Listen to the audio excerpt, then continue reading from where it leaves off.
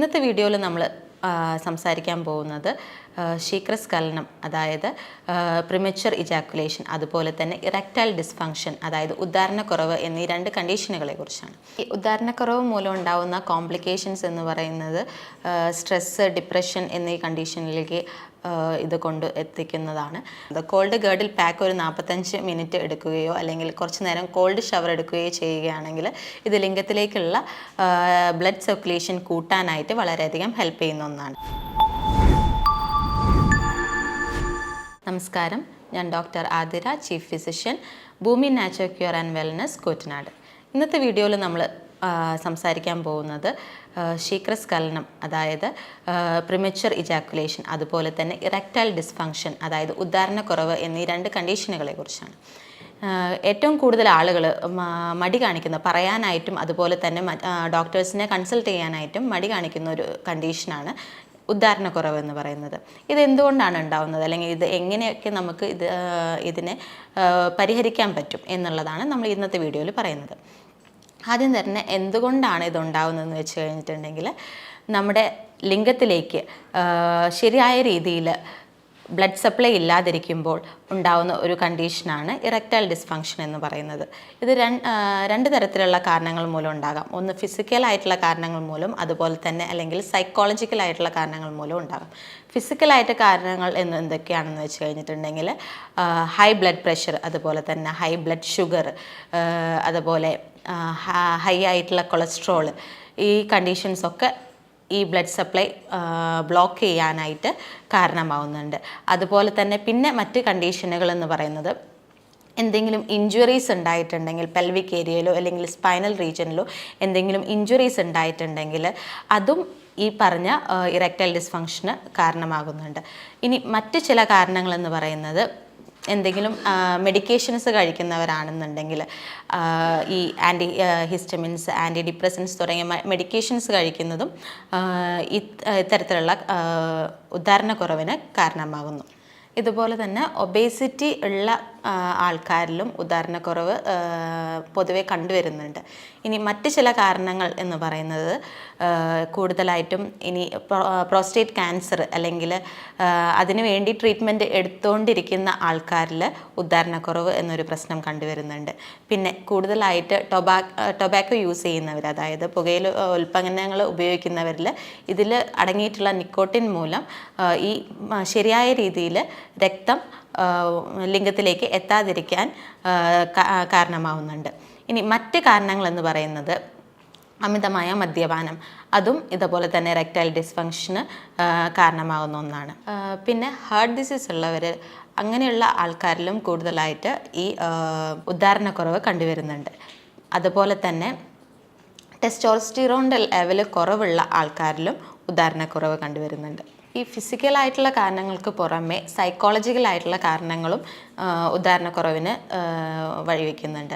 അതിൽ ആദ്യത്തെ കാരണം എന്ന് പറയുന്നത് ഡിപ്രഷൻ, ആൻസൈറ്റി തുടങ്ങിയ കണ്ടീഷൻസ് ഇറക്ടൈൽ ഡിസ്ഫങ്ഷൻ ഉണ്ടാക്കുന്നു. അതുപോലെ സ്ട്രെസ്സ്, അതുപോലെ റിലേഷൻഷിപ്പിൻ്റെ ഇടയിൽ ഉണ്ടാകുന്ന പ്രശ്നങ്ങൾ, അതുപോലെ പുവർ കമ്മ്യൂണിക്കേഷൻ സ്കില്ലുകൾ, ഇതെല്ലാം ഈ ഉദ്ധാരണക്കുറവിന് കാരണമാവുന്നുണ്ട്.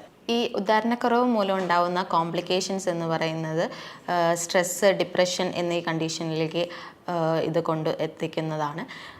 പിന്നെ മറ്റ് കാരണങ്ങളെന്ന് പറയുന്നത് റിലേഷൻഷിപ്പ് പ്രോബ്ലംസ് ഉണ്ടാകാം, അല്ലെങ്കിൽ ഈ പാർട്ട്ണറിന് പ്രഗ്നൻ്റ് ആവാൻ പറ്റാതിരിക്കുക, ഇതെല്ലാം കോംപ്ലിക്കേഷൻസിൽ വരുന്നതാണ്. ഇനി ഇതുപോലെ തന്നെ മറ്റൊരു കോംപ്ലിക്കേഷനായിട്ട് നിൽക്കുന്ന ഒന്നാണ് ഹാർട്ട് അറ്റാക്ക് എന്ന് പറയുന്നത്. അതും ഇറക്ടൈൽ ഡിസ്ഫങ്ഷൻ ഉള്ള ആൾക്കാരിൽ, അതായത് അങ്ങനെയുള്ളവർക്ക് ചിലർക്ക് ഹാർട്ട് അറ്റാക്കിനുള്ള ചാൻസുകളും കാണുന്നുണ്ട് എന്ന് പറയപ്പെടുന്നു. ഇനി ഈ ഒരു കണ്ടീഷനെ നമ്മൾ എങ്ങനെയൊക്കെ നമുക്ക് പരിഹരിക്കാം അല്ലെങ്കിൽ കൺട്രോളിൽ നിർത്താം എന്നുള്ളതാണ് നമ്മൾ അടുത്തായിട്ട് നോക്കാൻ പോകുന്നത്. ആദ്യം തന്നെ നമ്മൾ ഡയറ്റ്, ഈ കണ്ടീഷൻ ചേഞ്ച് ചെയ്യാനായിട്ട് നമ്മൾ ഡയറ്റിൽ ചെറിയ ചെറിയ മാറ്റങ്ങൾ നമുക്ക് വരുത്താവുന്നതാണ്. കൂടുതലായിട്ട് പാല്, അതുപോലെ തന്നെ പാൽ ഉൽപ്പന്നങ്ങൾ, നെയ്യ്, അതുപോലെ മോര്, തൈര് തുടങ്ങിയവ നമ്മുടെ ഭക്ഷണത്തിൻ്റെ ഡെയിലി ഡയറ്റ് പ്ലാനിലേക്ക് ആഡ് ചെയ്യാവുന്നതാണ്. അതുപോലെ തന്നെ ഒമേഗ 3 റിച്ച് ഫുഡായിട്ടുള്ള ചെറിയ മത്സ്യങ്ങൾ നമുക്ക് ഈ ഡയറ്റ് പ്ലാനിലേക്ക് ആഡ് ചെയ്യാം. അതുപോലെ നട്ട്സ് സീഡ്സ് കൂടുതലായിട്ട് കഴിക്കാനായിട്ട് ശ്രദ്ധിക്കുക.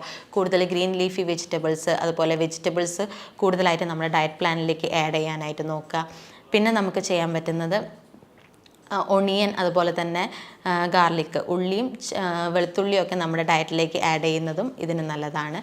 ഫ്രൂട്ട്സ് ആയിട്ടുള്ള അവക്കാഡോ, കിവി അതുപോലെ ബെറീസ് നമുക്ക് ഡെയിലി ഡയറ്റിലേക്ക് ആഡ് ചെയ്യുന്നതും ഈ ഉദാഹരണക്കുറവിന് നമുക്ക് ഹെൽപ്പ് ചെയ്യുന്നതാണ്. അപ്പോൾ നമുക്ക് ഇത്രയും കാര്യങ്ങൾ നമുക്ക് ഡയറ്റിലൂടെ ചെയ്യാം. ഇതുപോലെ തന്നെ ബീട്രൂട്ട്, പൊംഗ്രാനൈറ്റ് തുടങ്ങിയ ഭക്ഷണ പദാർത്ഥങ്ങളും നമുക്ക് ഡെയിലി ഡയറ്റ് പ്ലാനിലേക്ക് ആഡ് ചെയ്യാവുന്നതാണ്. ഡ്രൈഡ് ഗ്രേപ്സ് അതായത് ഉണക്കമുന്തിരി കുറച്ച് നേരം സോക്ക് ചെയ്ത് വെച്ച് അത് കഴിക്കുന്നതും വളരെയധികം നല്ലതാണ്. ഇതുപോലെ തന്നെ നമുക്ക് ഡയറ്റ് അല്ലാതെ മറ്റ് പല കാര്യങ്ങളും നമുക്കിതിന് ചെയ്യാൻ പറ്റും. പക്ഷെ അതിന് മുന്നേ നമുക്ക് എന്തൊക്കെ കാര്യങ്ങൾ ഇതിൽ അവോയ്ഡ് ചെയ്യണം, ഫുഡിൽ എന്തൊക്കെ കാര്യങ്ങൾ അവോയ്ഡ് ചെയ്യണം എന്ന് പറയേണ്ടതുണ്ട്. നമുക്ക് ആവശ്യമില്ലാതെ നമ്മളിപ്പോൾ പുറമെന്ന് കഴിക്കുന്ന ജങ്ക് ഫുഡ്സ് അതുപോലെ പ്രോസസ്ഡ് ഫുഡുകളെല്ലാം പരമാവധി ഒഴിവാക്കാനായിട്ട് നോക്കുക.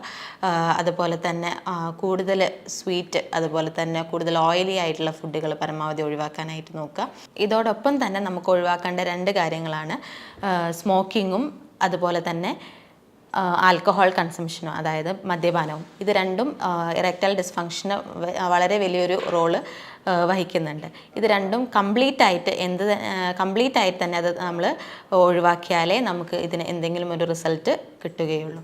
നമുക്ക് ഡയറ്റ് ശ്രദ്ധിക്കുന്നതോടൊപ്പം തന്നെ ചെയ്യേണ്ട മറ്റൊരു കാര്യമാണ് എക്സസൈസുകൾ. ഈ ചെറിയ എക്സസൈസുകൾ ചെയ്യുന്നത് നമ്മുടെ ശരീരത്തിനെയും അതുപോലെ തന്നെ മനസ്സിനെയും ഹെൽത്തിയായി വെക്കാനായിട്ട് ഇത് ഹെൽപ്പ് ചെയ്യുന്നു. ഇത് നമുക്ക് സ്ട്രെസ്സ്, മറ്റ് ടെൻഷൻസ് എല്ലാം ഒഴിവാക്കാനായിട്ട് ഹെൽപ്പ് ചെയ്യുന്ന ഒന്നാണ്.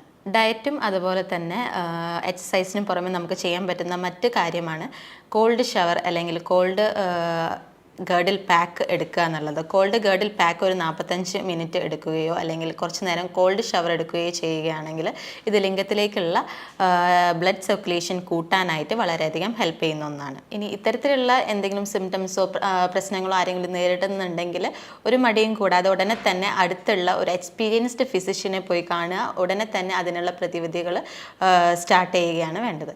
ഈ പറഞ്ഞ കാര്യങ്ങളിൽ എന്തെങ്കിലും സംശയങ്ങളുണ്ടെങ്കിൽ താഴെ പറഞ്ഞിരിക്കുന്ന നമ്പറിൽ കോൺടാക്റ്റ് ചെയ്യുക. ഇനിയൊരു നല്ലൊരു വീഡിയോ കാണുന്നത് വരെ നന്ദി, നമസ്കാരം.